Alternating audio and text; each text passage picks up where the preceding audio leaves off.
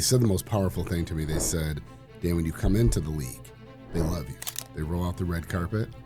They said, but when you're done, they hand you a garbage bag and tell you to clean your locker out. And the next day you have to figure out, who are you? If you can't afford $795 to invest in your sales career and you're telling me you want to be one of the best ever, then you can't afford to not go to this thing. People will pay for a value. Yeah. People will pay for that time. People will pay for something they think is worth it. Yeah. They don't want to pay the price, but is yours really the best? If you look around your circle and you're not inspired, you're not in a circle, you're in a cage. You're going to sit at two tables in life. One table you're supposed to pour out, but then there's another table you're supposed to sit there and shut up. You don't have to be the one at the table who thinks they're the smartest and you're trying to prove to everyone. And I've gotten to a point in my life and career that I'll say to people, I'm sorry, I don't know.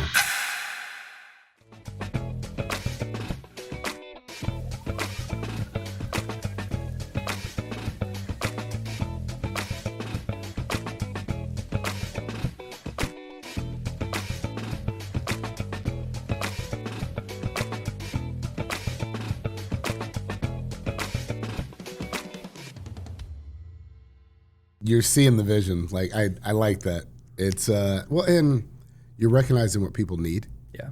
You're recognizing, I literally was just on the phone with a group yesterday called PAC. It's the pro athlete community. They have several thousand current and former professional athletes across 28 different brands. So NBA, NFL, That's cool. The Olympics, women's soccer, tennis, you name it. And what they do is they help these people with, you're transitioning from your career of what you did or do to the real world now. What do you do? And they said the most powerful thing to me. They said, Dan, when you come into the league, they love you. They roll out the red carpet. They said, but when you're done, they hand you a garbage bag and tell you to clean your locker out. And the next day you have to figure out, who are you? Yeah, you've made your millions. Yeah.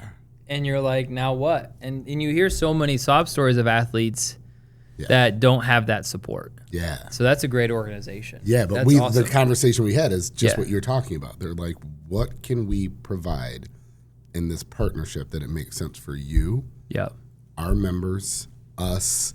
And so you're seeing it so often, you get people and they want the sponsorship, they want this, they want that, and you have to go, I have to still be able to convince my executive team where that value is, where that connection is, where that, right? Because the dollar spends are crazy nuts these days. Yeah, crazy. And for me, I think what makes us tick is like, as you know, and you've been in the business, and we're getting to your story, you've been unbelievably successful at a very successful company. I think that if I had to be like, what's the number one thing that's catapulted you to be VP of sales, right? That's correct, your title. I think, okay. VP of sales for Trion, relationships. It's been your relationships. Yeah. And that has been the thing that is most impactful to anybody. And so I think what we're just trying to do here is like just create a space where those could be deepened. And in a space where relationships can be met. Like in a second, you're going to meet some of our clients, like people that you may have not known. Like, cool, new relationship. Yeah. We had last week on Thursday. Oh, it's the same when you were here 2 weeks ago. When you were here, Corey, shout out Corey, Beyond the Hustle podcast, one of our clients. He did 6 episodes that day. Yeah. At the same time, with another client doing. So their guests were meeting each other, and then Kelly Siegel. Remember, he walked in. Yeah. Random connection, and it's like creating that buzz in this hub of just relationships. Because you could do ad spend, you could do event spend, you could do all these things, but at the end of the day, you're just trying to create funnels for relationships. That's what all of it does. That's what we're doing in the end, right? And so if we could just create a more intimate, impressive, professional environment to get those either new relationships or deeper relationships, like that's the end goal of our whole company and our mission. I love it. So we jokingly say, like, we help companies make relations. Great relations. That's all we want. That's really what it should be. That's everything. Yeah, for all of us. Like, what's Kevin Bacon, 7 Degrees of Separation? Yeah. Like, that's what this is. My goal is to be at 1 in the state of Michigan, 2 nationally, and 3 internationally. You've got to be getting close. I think I'm almost there. Yeah. And that's the goal, right? If you were to call me and say, hey, Dan, I need to get to this person. In Michigan, I should be able to make 1 phone call and get you there. That's awesome. And again, by the grace of God, nationally now, I can start to do that now internationally, which is crazy. Just to imagine. But the point is, I want to help you, and I want to help you get there quicker, and not have to go through 6, 5, or 4, because that's your time, that's your money. That's if you need something and you call me, I expect you need it now. Yeah. And so I want to get that for you as quickly as possible. And so how did you get here? Like, what's your story? Like, unbelievably successful. Trion is unbelievably successful company. Yeah. You have built relationships with people now nationally, or state, nationally, internationally. Like, what's the story, dude? Like what would you say? Like, you can plug me in wherever you think is good in the story. Yeah. Like, what's your upbringing like? How did you get here? Like, what was the journey that kind of got you to this point? You know, I still to this day, I can't say it any other way but God. Yeah. You know, I look back over my life, and you know, my parents were really hardworking people. They had started a newspaper from 2 sheets of paper in little old town of Belleville, and I got a chance to watch them grow it to something really successful. But I saw hard work, you know, and you're watching a couple people who, you know, Detroit Public Schools. They worked really hard. They were both really smart. But you know, my mom marched with Martin Luther King Jr. She lived in a time that was quite different than where we are today. And so my parents set a real high bar. And, you know, 99% wasn't good enough. You had to give your best, and excellence is what they always taught and expected. You don't like it a lot as a kid. You know, because you want people to just... It's hard. Yeah. You want people to excellence is not easy. You know, I did what I thought was my best. And my parents were always those people that challenge you to say, was it your best? And I was also blessed that I had an older sister who, my gosh, she's amazing, clinical psychologist, double master's, PhD. She was really smart. And following those shoes was tough. And I was the outgoing one. I was the one that wanted to get along with everybody. I learned real early on in school that I tried to find the kids that were outcasts. I tried to find the people that people didn't understand. And I tried to find a way to connect with everybody, whether, you know, as an athlete, I hung out with the athletes. You know, you had the smart kids, you had all the different kids, and I just tried to connect with everybody. And over my life, that's really what I've always tried to do. And so, you know, going to Michigan State was huge for me. Because it's such a huge campus. There's so many people. There's so many things to do. And I tried to do it all. And I learned a lot. I got a chance for a lot more exposure coming out of Belleville. You saw so many different cultures and people. And but, you know, in the end, it was funny. If anybody had asked me what I wanted to do, I thought I wanted to be an elementary school teacher. Figured out they don't make a lot of money. That's true. Shout out to all the teachers. My parents are teachers. You get it, man. But I loved kids. I loved helping people. I didn't recognize at that time there were still ways to do that.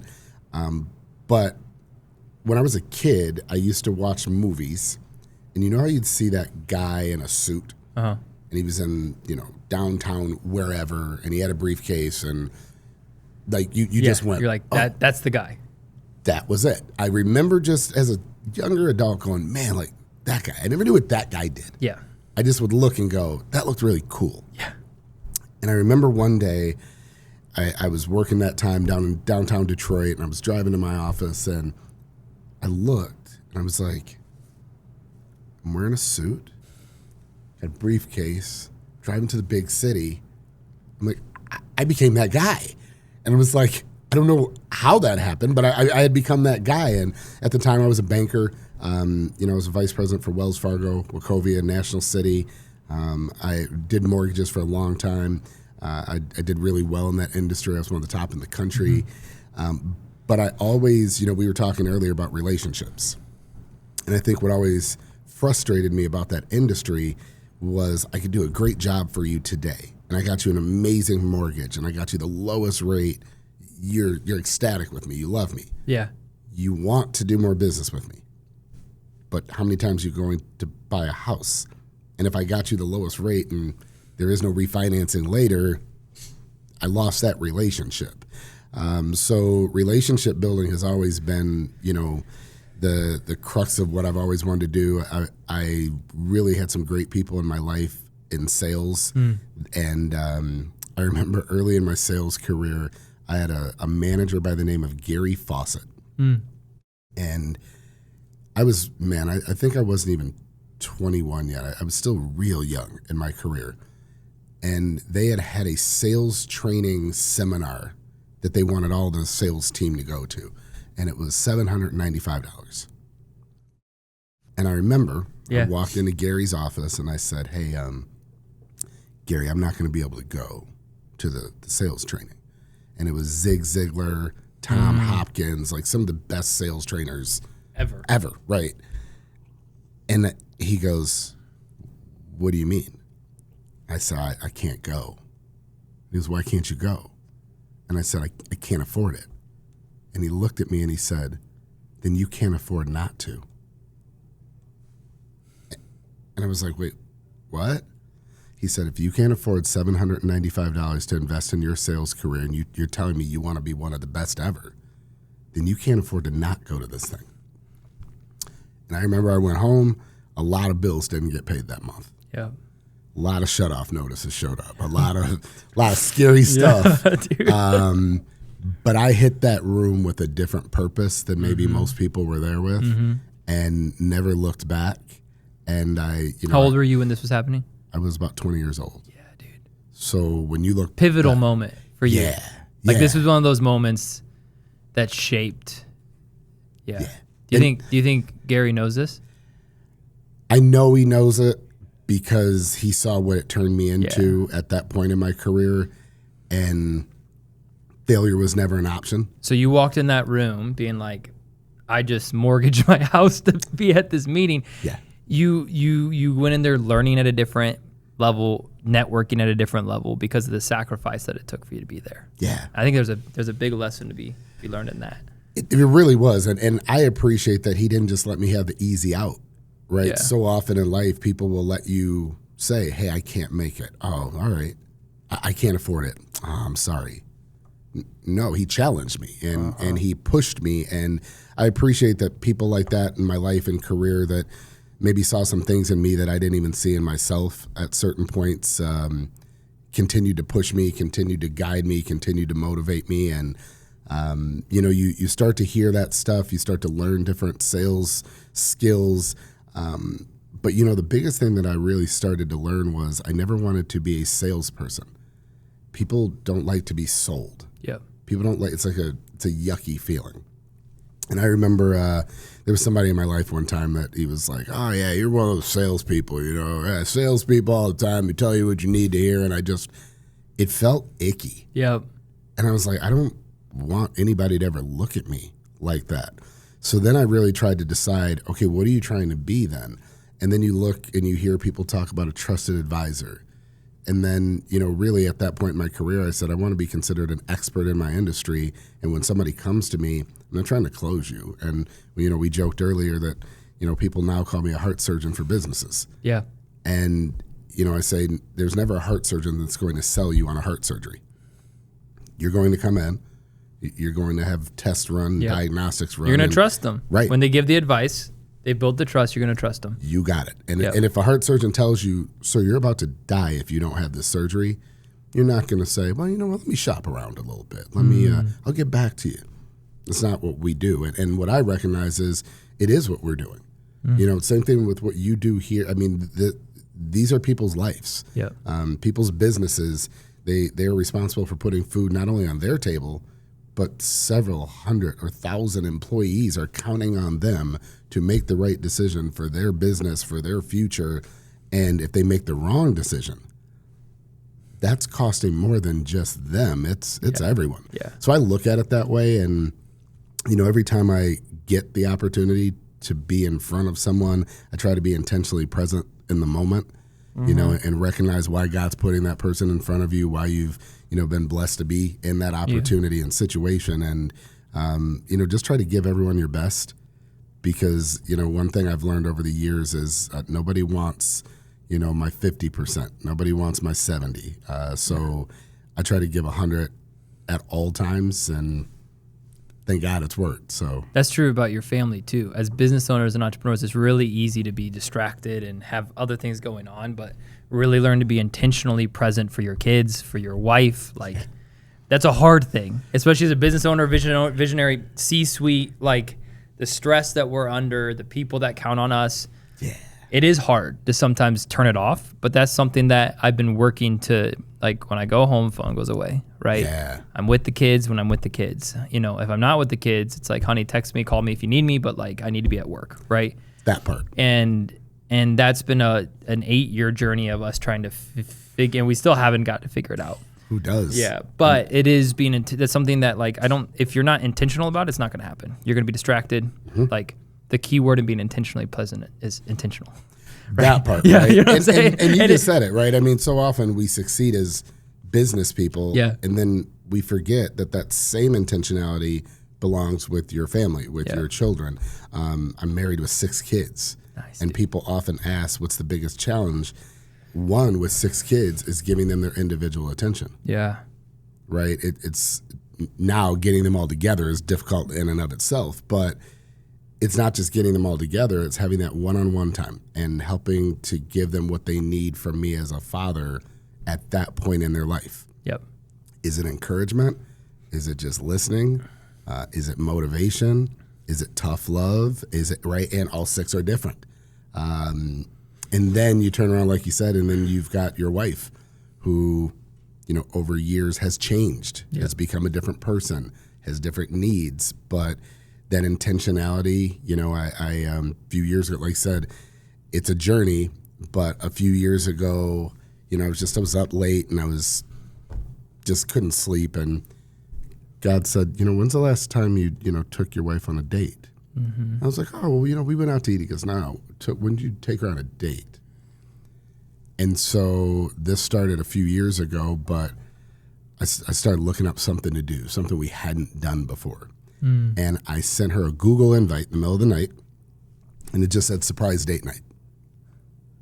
And so she woke up the next morning and she goes, did you mean to send this to me? I'm like, well, yeah, honey. I wasn't sending it to somebody else. But that started, to your point, this bar now. Good. That we do surprise date nights at least once a month.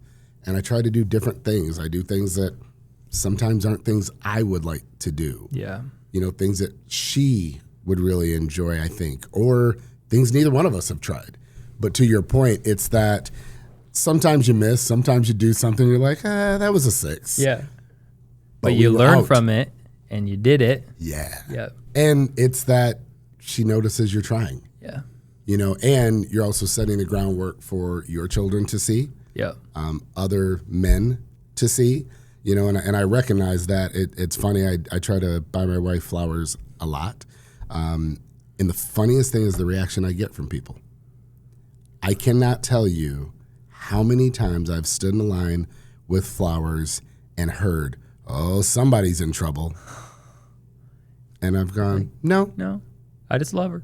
Yeah, and they were like, what? And then the reaction you get a ton from women is, you need to talk to my husband. And I'm like, no, I don't. And in fact, please don't tell your husband my name because I don't want to make everybody mad at me. And I will charge a lot of money for therapy. Right. But it's like, that's the reaction when you see somebody buying flowers. Yeah. It's just, it shouldn't be that way. It should be, oh, that's sweet, but no. Yeah. Yeah.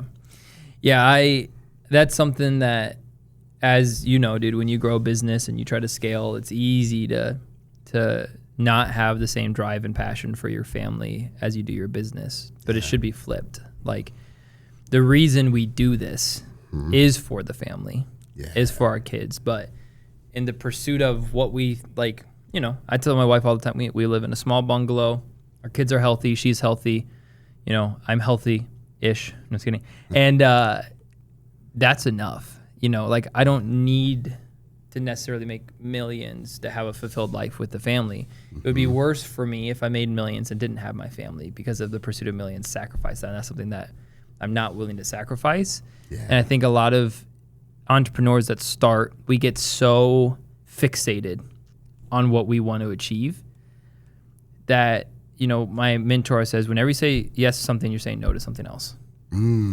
That's good. So like I just joined a national network and organization. It was an expensive thing, very big decision for us. But he's like, okay, if you say yes to this, then what locally are you saying no to?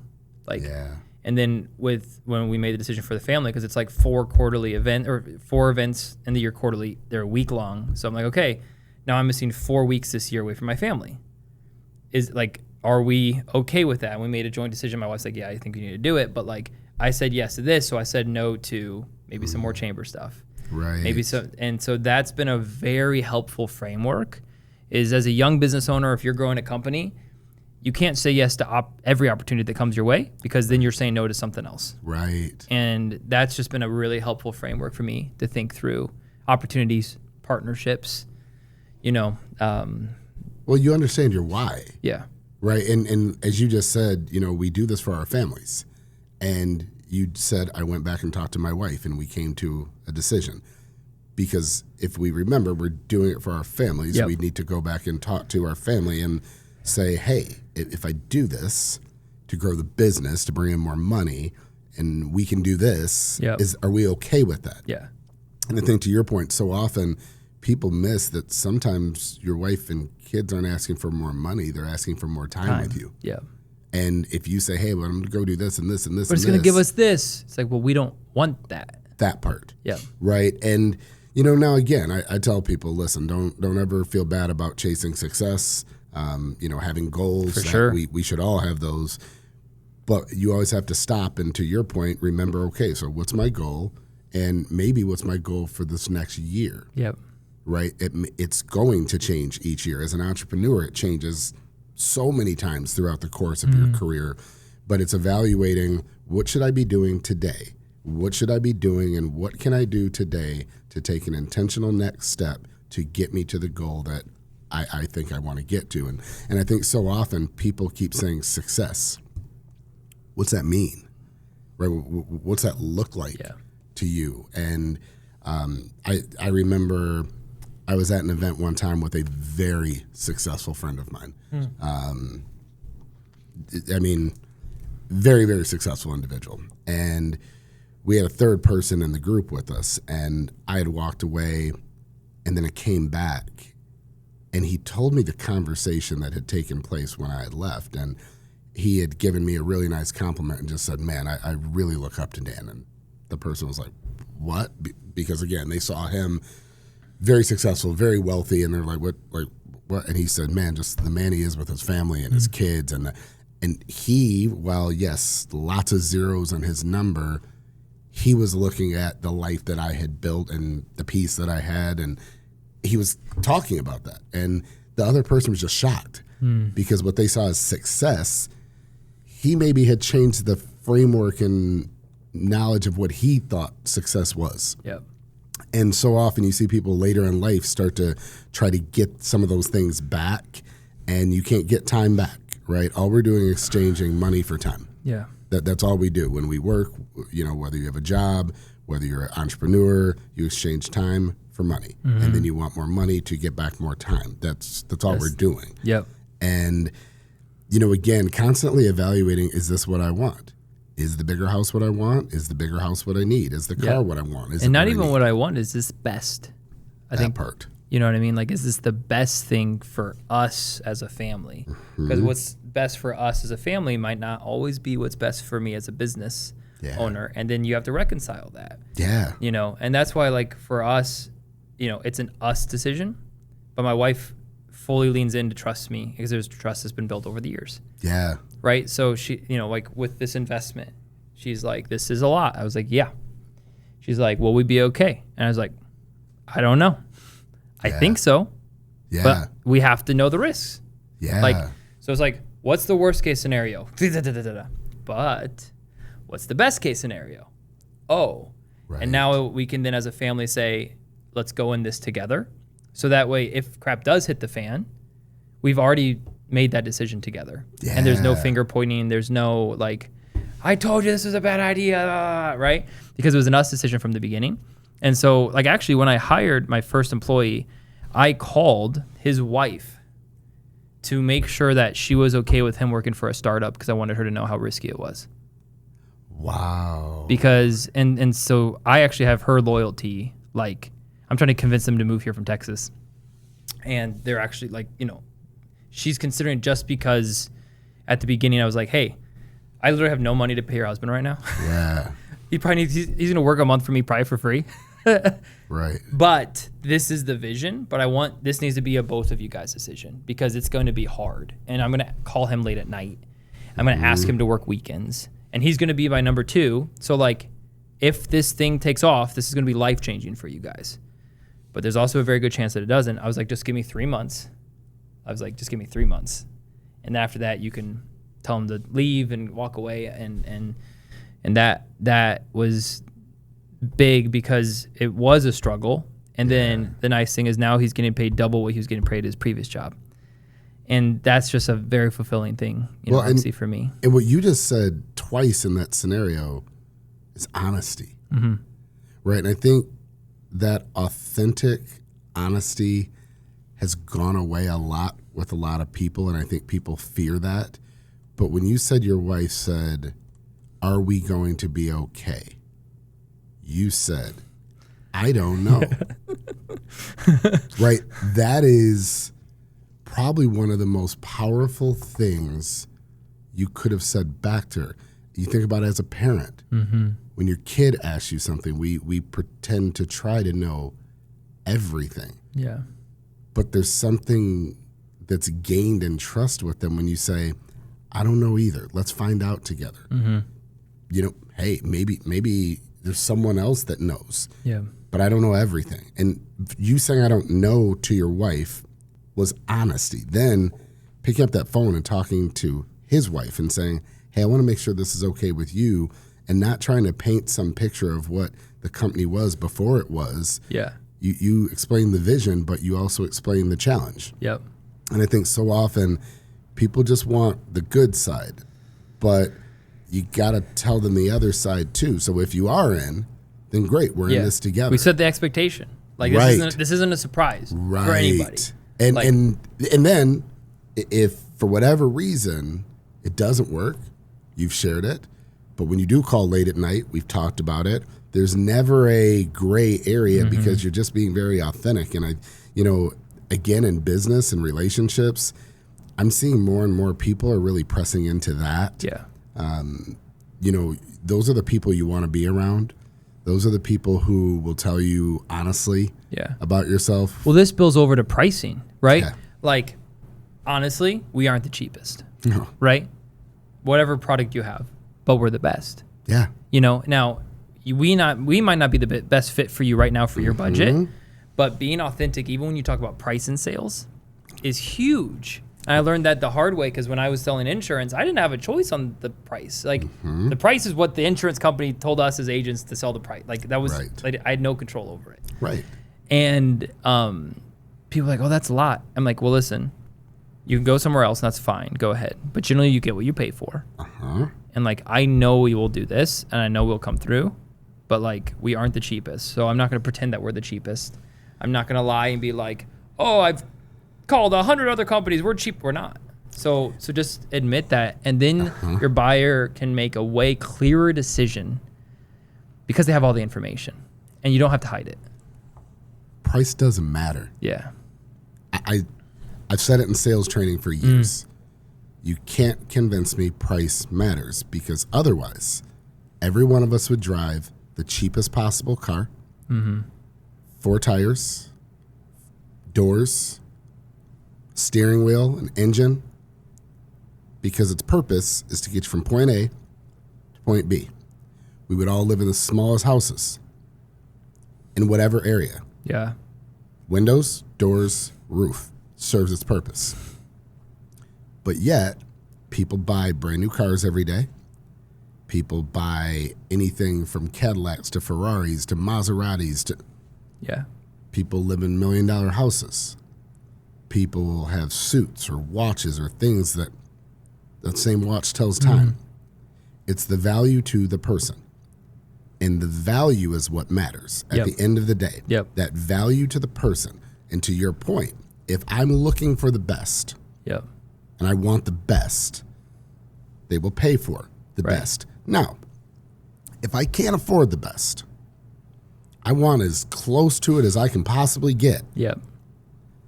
And I'll make it work. People make it work every day, right? We've gone through so many bad economies, right? Yep. Listen, go down to Disney World.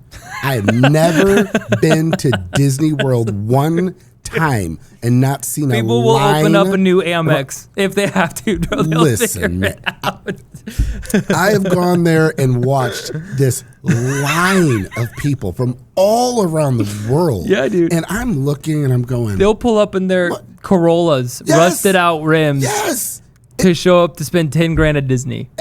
And I remember just looking around going, I looked at the prices and I was like, what are you talking about? Listen, people used to go, when I had 6 kids young, they were like, oh, you taking your kids to Disney? You're like, no, I don't have $4 billion. No, I had to sell one of them to take to take the rest to Disney. Yeah, all of us are down a kidney right now. And listen, my kids, they still tease me about it. The stress level, I was that parent losing it at Disney because of how much I had spent. You better have fun. Get on It's a Small World after all. We will ride it again. Enjoy it. I bought the fast pass for a reason. Gosh, I mean, looking back, so much embarrassment at who I was as a dad at that time. But you look back and you leveraged everything. You sold plasma to get your kid to Disney.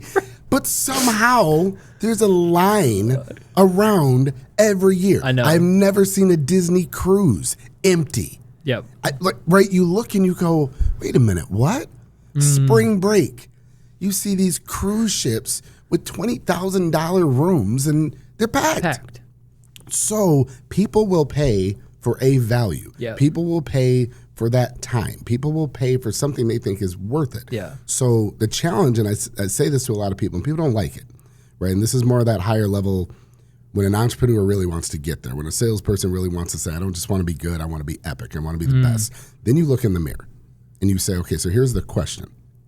They don't want to pay the price, but is yours really the best? Have you really given them something of the highest value that they should want to pay that? Because if you haven't, now you have to look in the mirror and you have to say, maybe I need to raise the bar. As I look around your studio, we talked about you really intentionally said, I am trying to be the best. I'm trying to put together the best podcast studio in Metro Detroit. And you said, I'm almost there. Yeah. But when you're trying to do that, someone says, wow, yeah, this is. Then they pay for it. But the problem with most is they want to believe it's the best, but they haven't taken the time to think about, is it the best to you? Maybe the best to me, because when you build something, it's like your baby. It's your baby. You love it. Right. Ask me about any of my kids. Can I tell you a controversial statement real quick? Please. So everyone thinks their own baby's cute. Oh, yeah. But, bro, I've seen some ugly babies. I have seen people that look like Gollum. And I'm like, dude, that thing's looking for the one ring right now.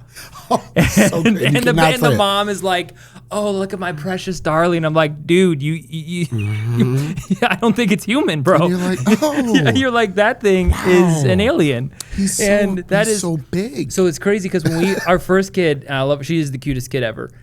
But I remember going through the phase being like, I have the cutest baby. And then looking back on the pictures, I'm like, she was fine.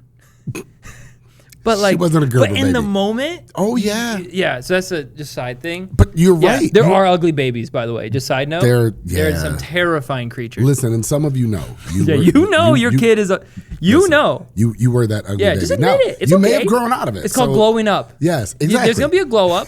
We all had it.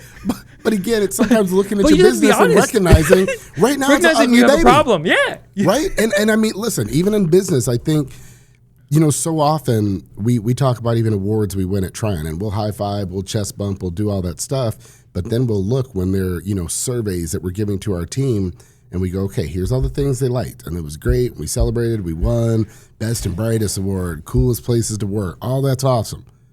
What didn't they like? Those are tough meetings. Yep.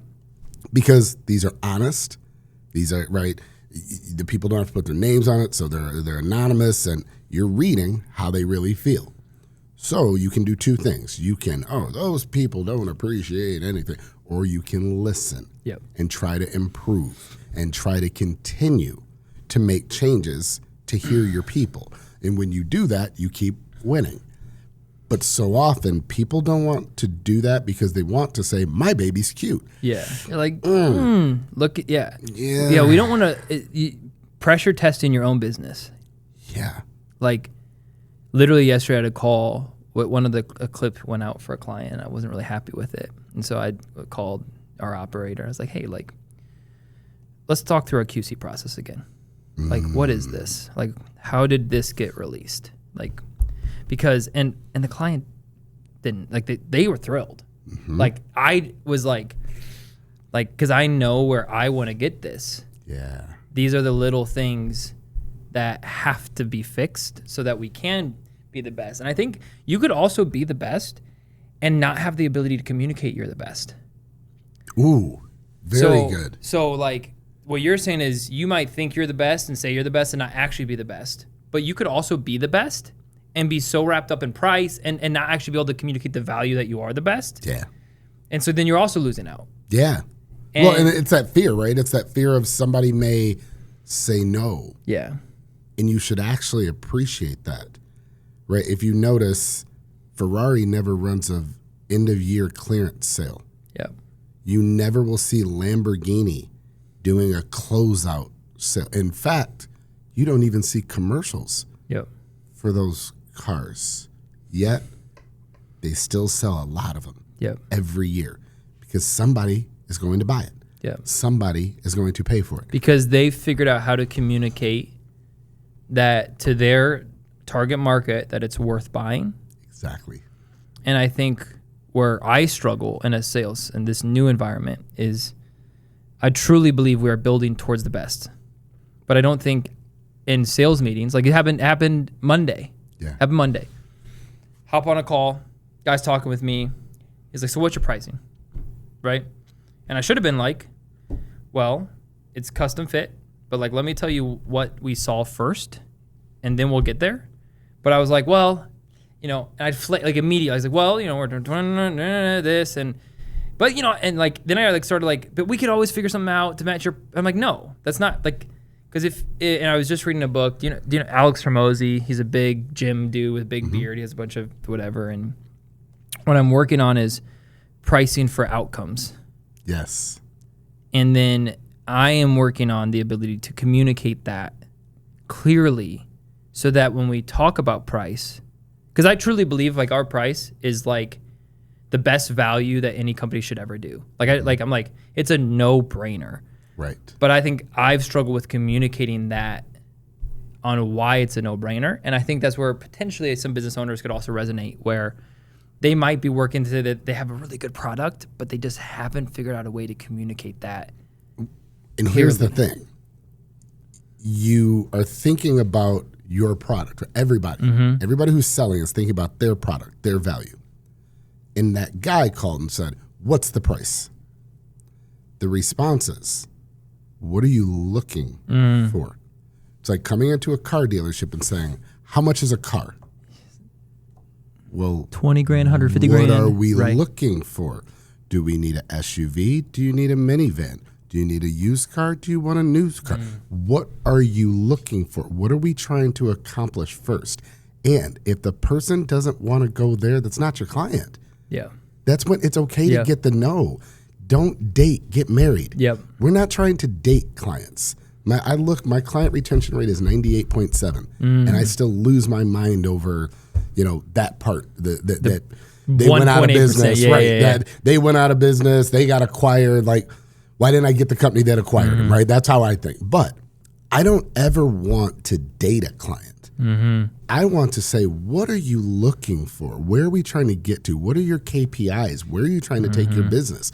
Because if I can't move the needle for exactly where you're trying to go, then this isn't the right relationship. This is okay. Yeah. Right? If you're trying to do a quick podcast, you need to get it kicked out, you need something real cheap, you know what? Maybe I'm not for you. Yeah. Here, let me help you get on Amazon. Yeah. You can order some stuff to your office. Yeah. You can set it up. And there's this company over here that they're going to...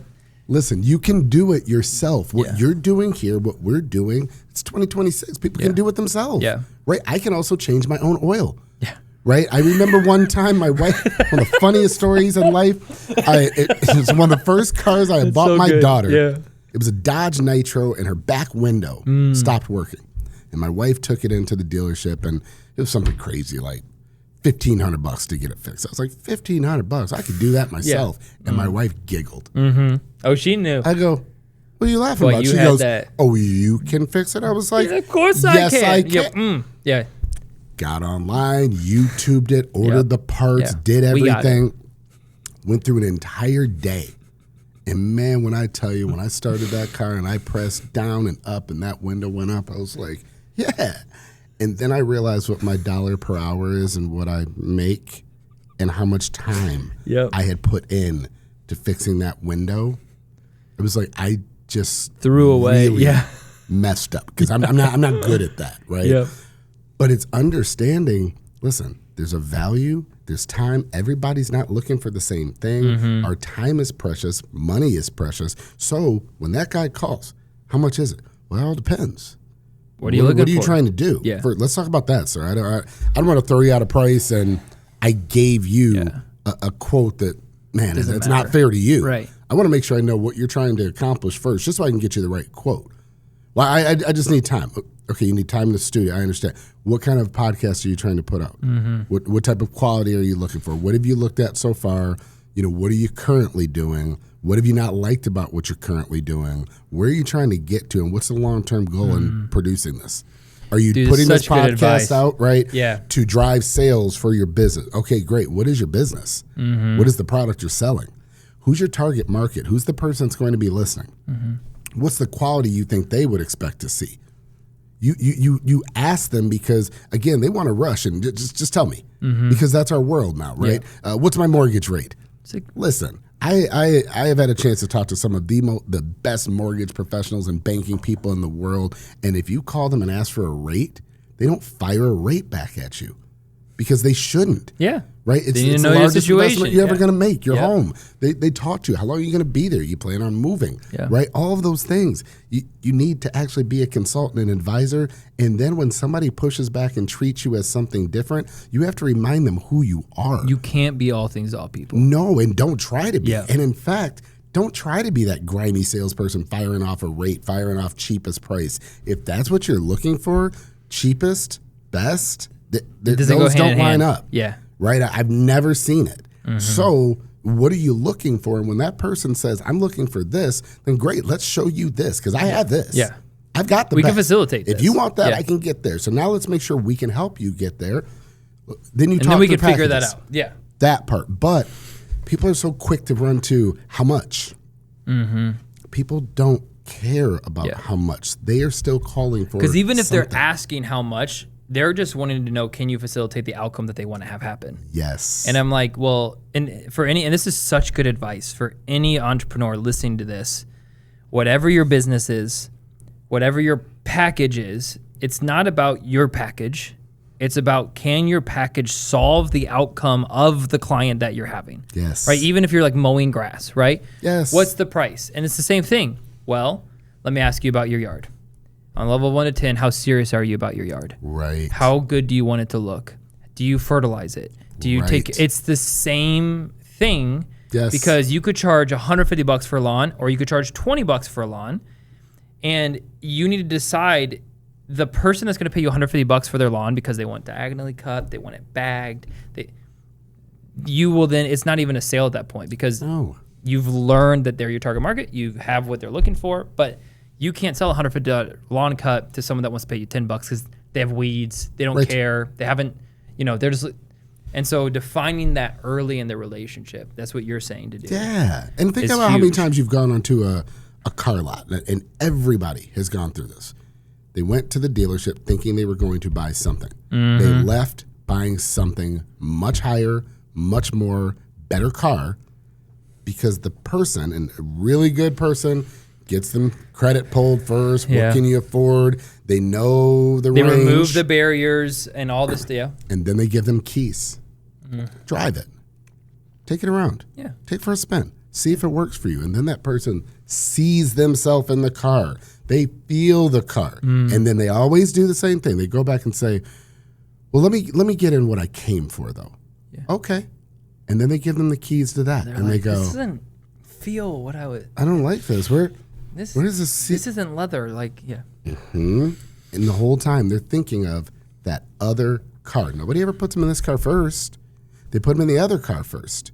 And then when you see that, you have to have that, or you want that, or you know that's that new goal that you, but it's that value. People sometimes don't even know what they want. That's the other thing I think most people forget. Listen, we are experts in our industry. It's what we do for a living every day.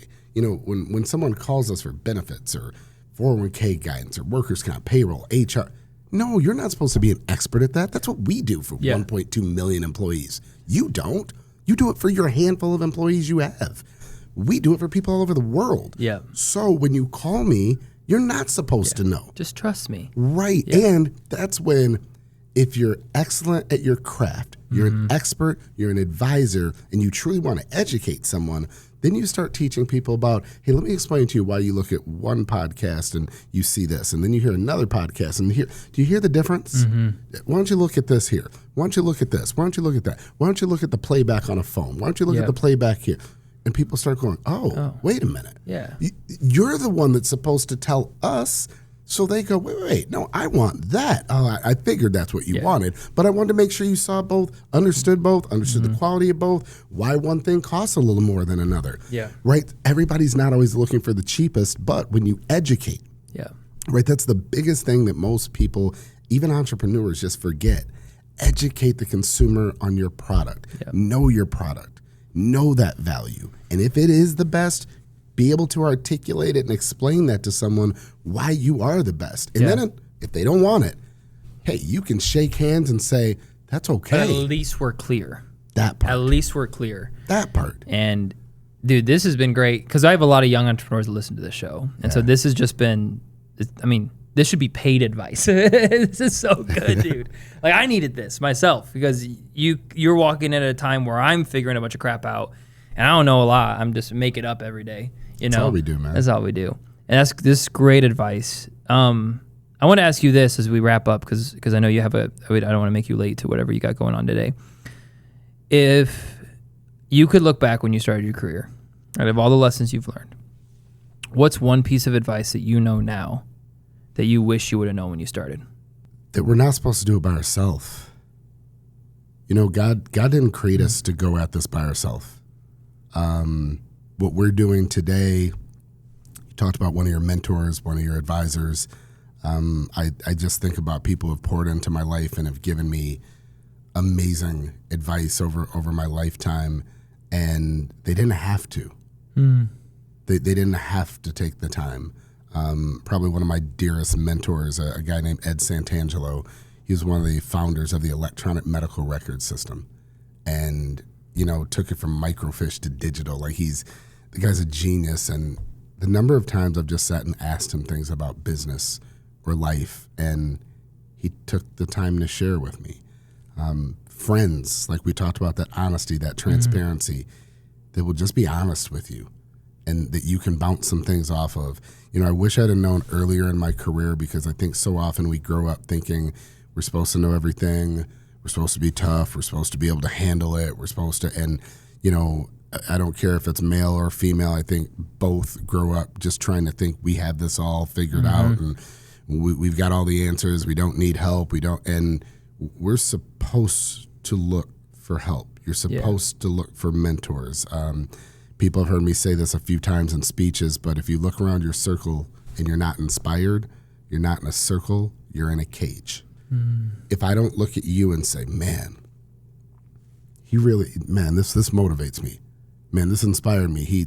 He demanded excellence in every single area of that should push me to do the same in my life, in my business, in my career.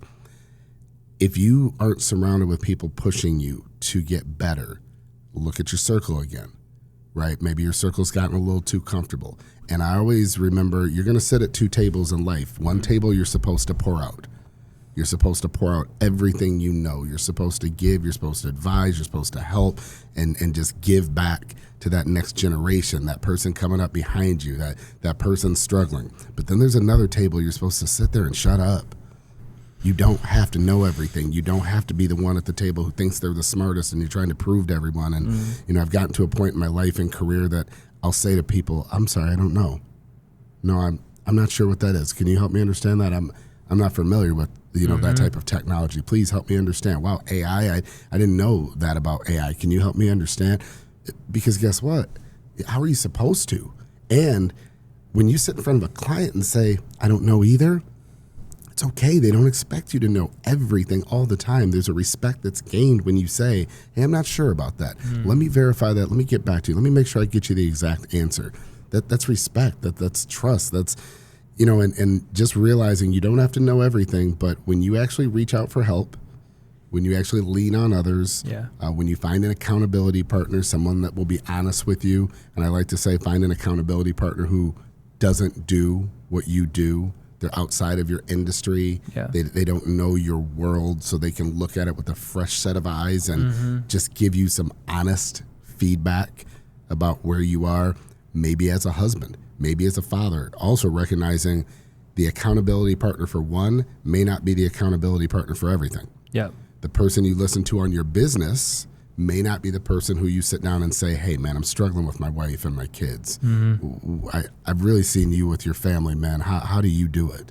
That person may be different. Yeah. That person may be someone who doesn't own a business. They couldn't give you advice there, but they can give you advice about how to be intentional and there for your kids.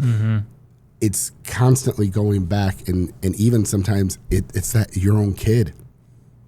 How can I help you better as a dad? Asking your wife, how can I be a better husband for you? What can I do? What do you need? That part of just humbling yourself and just realizing that, God didn't intend on us to have this all figured out and do this by ourselves. He surrounds us with great people for reasons. Yeah. We talked about it when we first met. Yep. So we met for a reason, and I appreciate when we get the opportunity to connect with other great people, great minds trying to change the world for the better. I wish I'd have known that earlier, but I know it now. And, it's why I wake up every day with the same purpose. And I say, God gave me 24 more hours, and I just want to help as many people as I can in that time. That's great, man. And I'm not going to change that. I had 2 cliff notes, and then I want to give you an opportunity to kind of talk about Trion, and we'll wrap up. Number 1, your accountability partner should never be someone that's someone you don't look up to. They should be in a better place in life than you are. The worst accountability partners are the ones that make you feel good about yourself. Yes. That's what we want. We're like, oh, I'm going to have my best friend. Yeah, I know he's still living with his mom is 30, but he's going to be my accountability. No. Like, it needs to be the people that push you, that make you uncomfortable, but when you look at what they have done, you're like, that's what I want. That's your accountability person. Yes. And I will also add, people that, there's this like feeling, right? Like, you have made it and you're significantly farther in your career than me. So it'd be easy for me to be like, Daniel would never be that person. But people like you that have made it, and then people like me that have made it more than someone in high school, we want to give back. Yeah. Like, that's something that people don't understand. Yeah. The people that have made it, a lot of times are looking for something now to give their life purpose, because they've kind of made it, they kind of done it, and do they have a young, hungry entrepreneur that wants help? Heck yeah. Yeah. But we, as a young entrepreneur, we feel like, oh, they would never have coffee with me.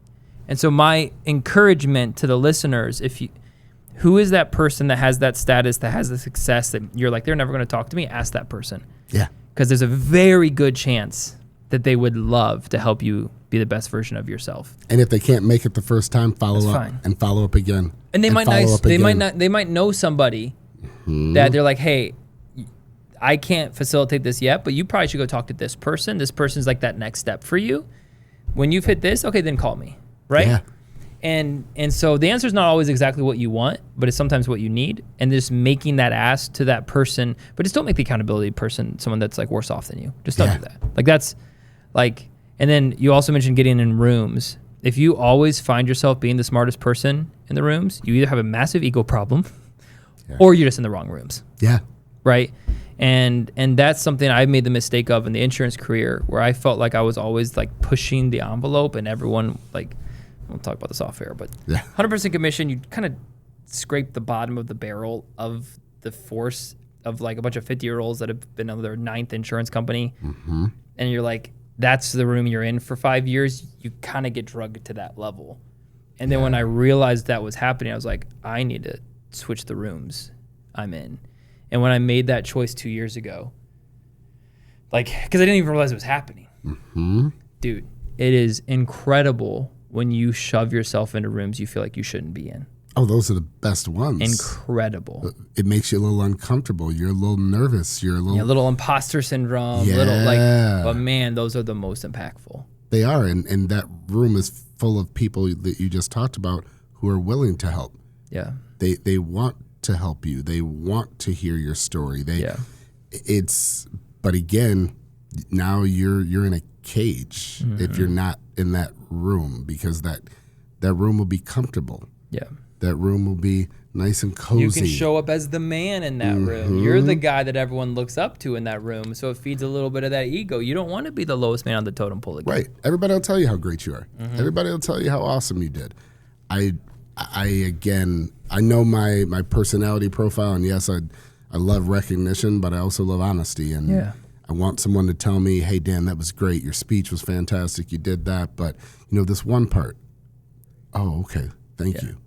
Let me work on getting better in that area, because, I look at people like Kobe Bryant, Michael Jordan, people like that they didn't settle for I'm good. They demanded excellence too. Yes, and there was. But they showed it first. Oh yeah, that's the thing. Yeah. They didn't demand it from their teammates and show up late to practice. Kobe would wake up at 4 a.m., have 2 hours in before anyone even showed up to practice.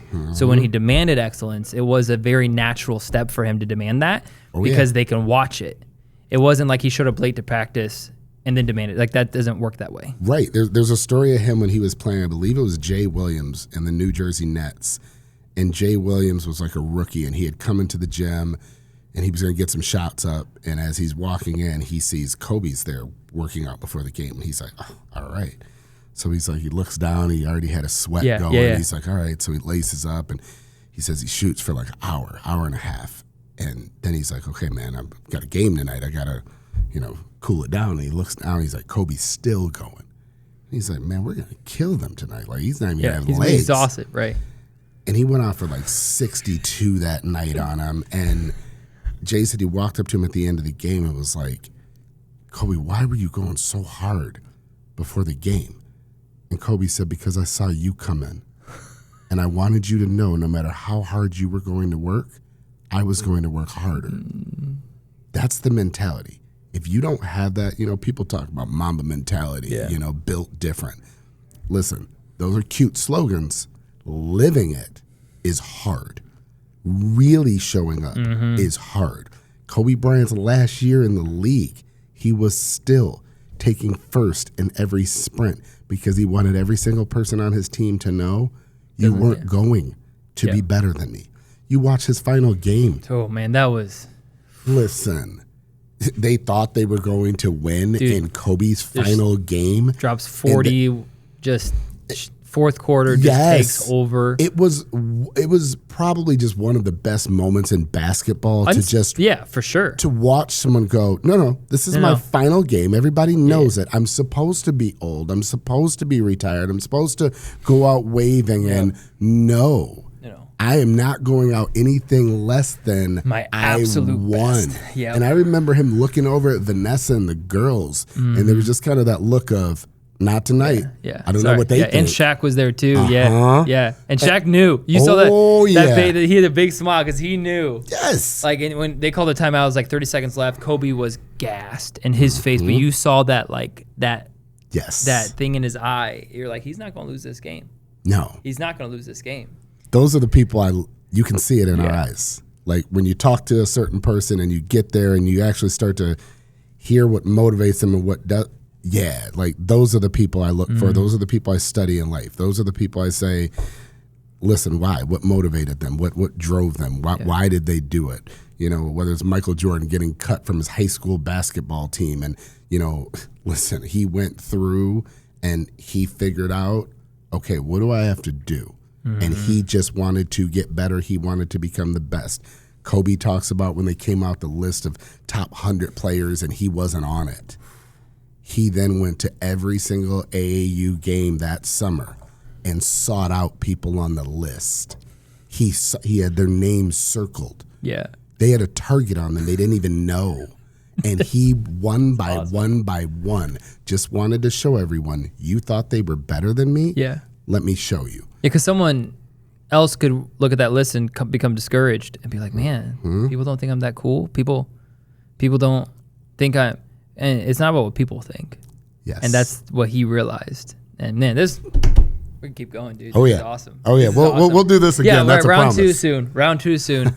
I don't want to make you too late for what you got going on. So I always give my guests an opportunity to kind of promote whatever they have going on. So where can people find you? Where can people learn more about you? If there's a business that watches this, where can they learn more about you and how do they get in touch? Listen, so relyontrion.com. You can find everything about Trion. And, you know, we're just ecstatic right now to be where we are in the marketplace. You know, one of the fastest growing PEOs in the world.